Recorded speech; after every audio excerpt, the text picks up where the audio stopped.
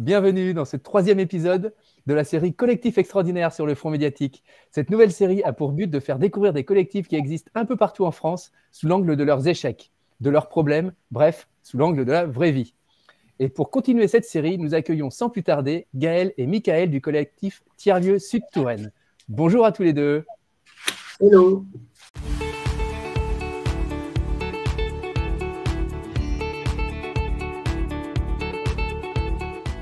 Alors pour commencer, comment allez-vous et pouvez-vous vous présenter en quelques minutes? Bonjour. Donc moi je suis Gaël et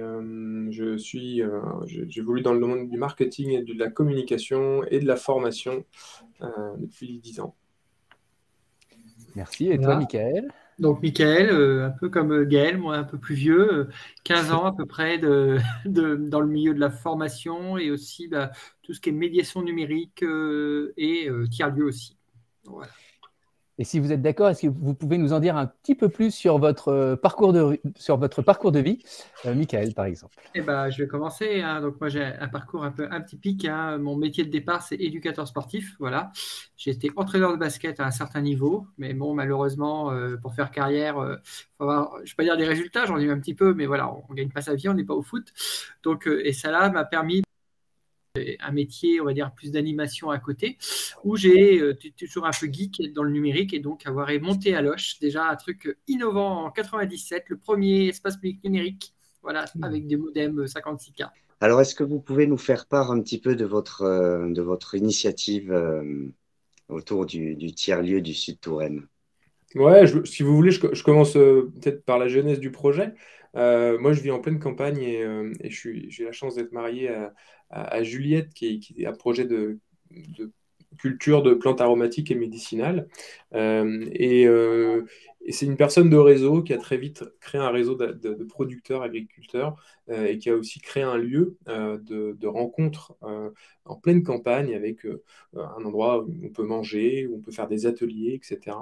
Et donc, le projet est parti de là, en fait. Il est parti de ce constat qu'on avait besoin de se rencontrer dans la ruralité, qu'on avait besoin aussi de se fédérer autour des questions clés, à savoir de l'alimentation, pour nous, l'alimentation et l'agriculture. On est passionné de bouffe et donc on s'est dit, tiens, si on structurait un petit peu tout ça et si on essayait d'être un peu plus ambitieux et de faire un objet pour le bien commun, on va dire, sur notre territoire.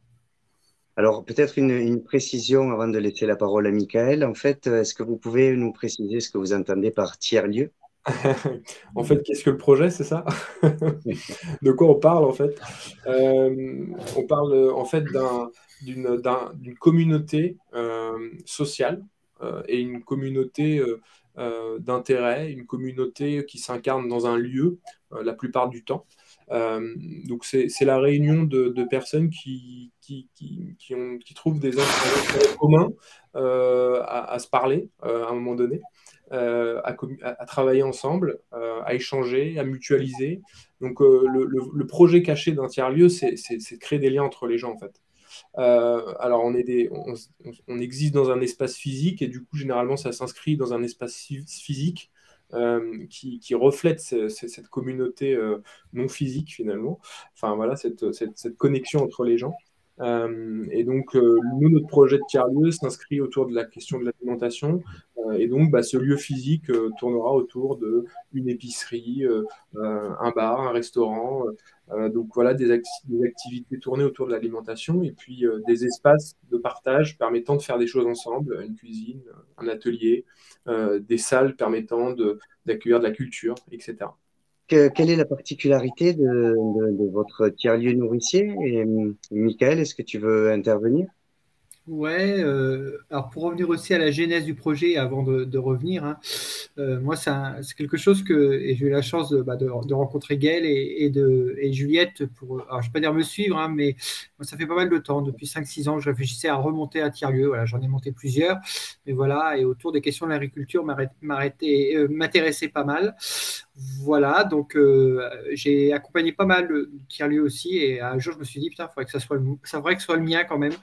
Donc voilà, et là-dessus, je suis hyper content que. Tu m'as challengé. Ouais, je suis challengé, ça n'a pas été en simple. mode, Ouais, c'est vrai. On aurait 2-3 trucs de l'été dernier où il m'a pris pour un hippie. Non, Voilà. je pense que j'ai mis un bon 6 mois à dire ouais, pas de problème. Ouais. Ah, Mais ouais. n'importe C'est- quoi, on n'y arrivera jamais. De quoi tu Voilà, parles? non, mais ouais, mais je pense que j'avais vu le potentiel aussi d'avoir et voilà, de monter ça avec Gaël, voilà. Donc voilà, c'est des choses quand même qui peuvent un petit peu faire peur. Alors après, notre particularité, je pense que alors, je ne vais pas dire que notre expérience qu'on a avec Gaël, on est aussi différents, on a d'autres expériences, on a d'autres choses.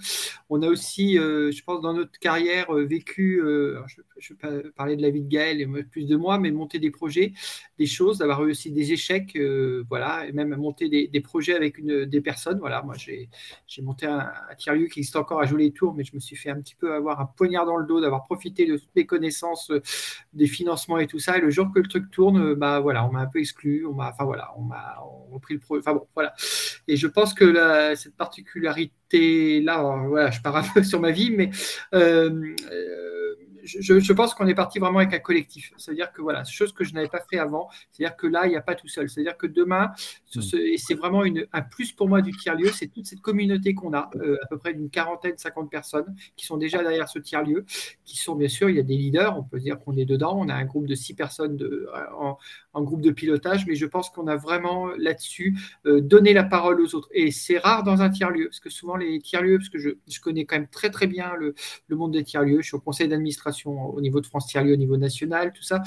C'est quand même souvent des aventures humaines de 1 ou 2 personnes, où oui, on met du collectif, mais pas plus. Et là, sincèrement, on ne décide pas et tout peut changer.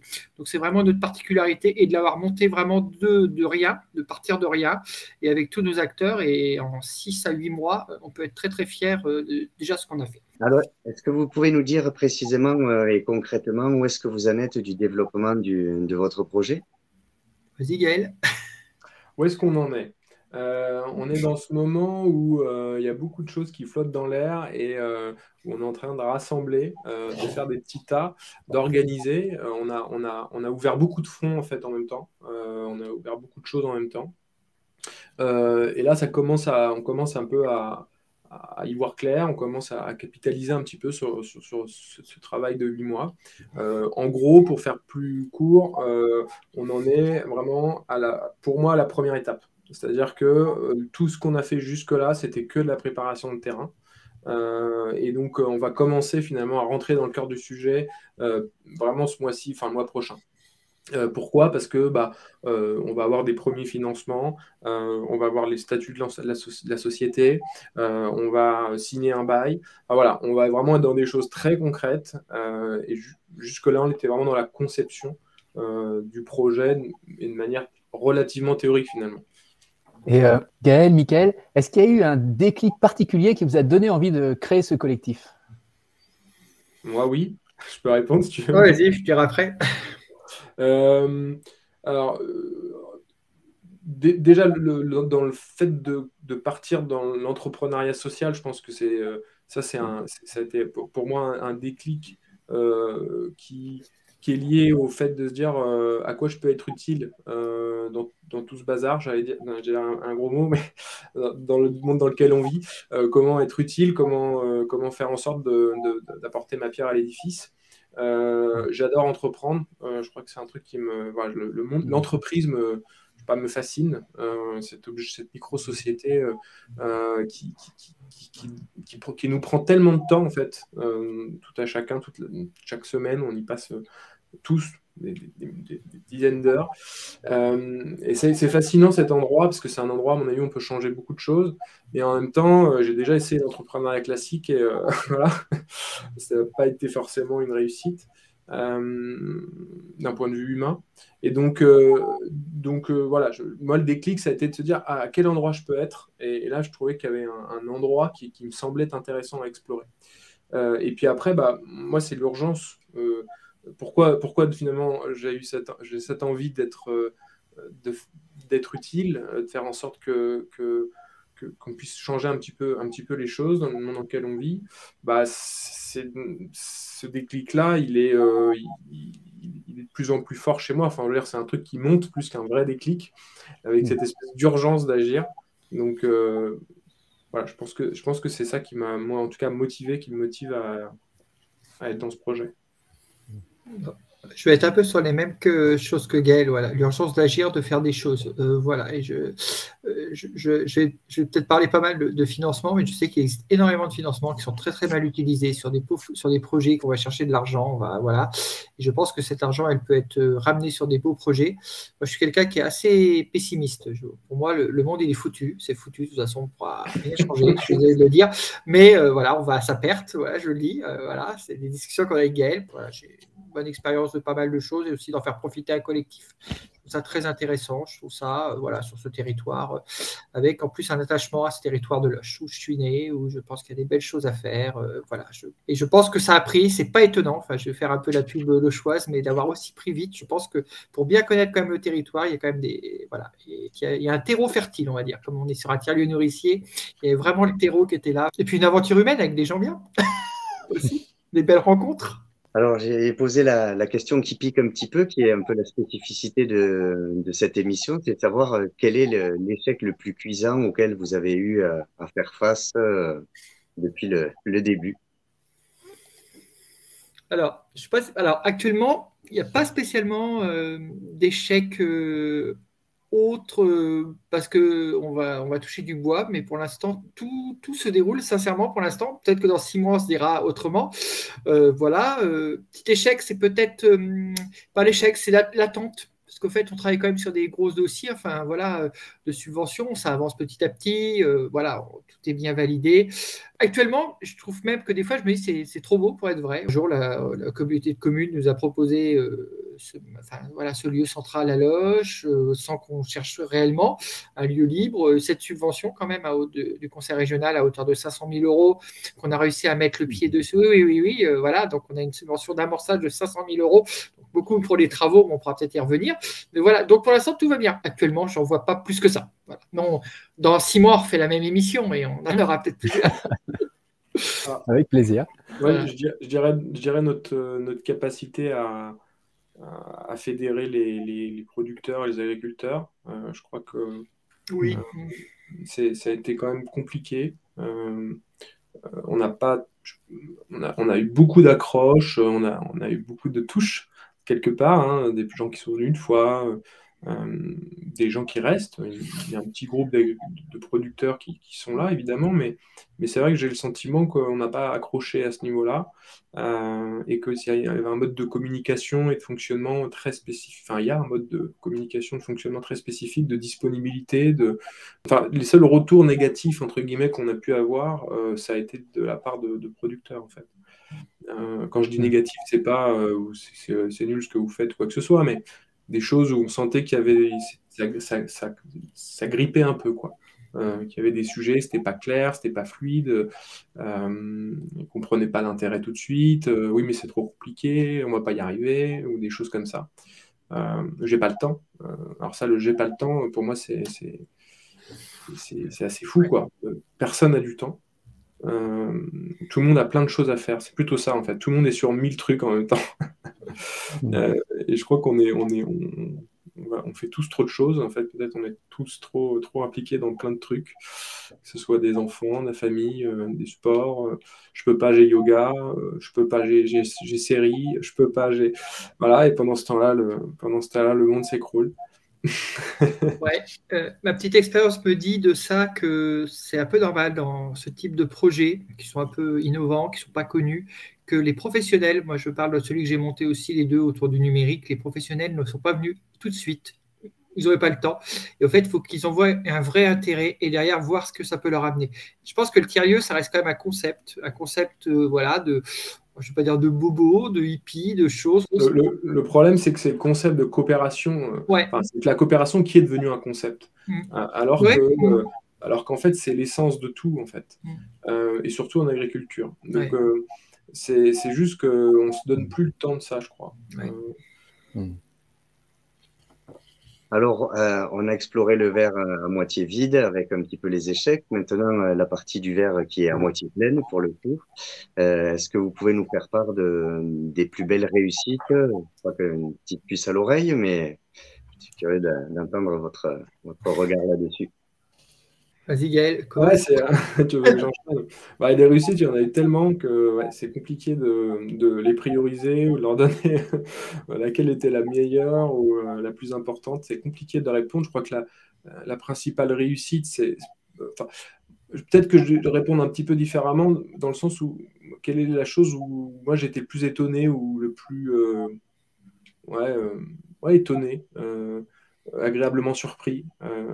Je crois que ça a été dans la confiance des gens, en règle générale. C'est-à-dire que Hmm. j'ai senti une ouverture chez plein d'interlocuteurs où j'aurais pas soupçonné que c'était le cas. Enfin, on sent une attente, en fait, une forte attente qui se manifeste par de l'enthousiasme quand même.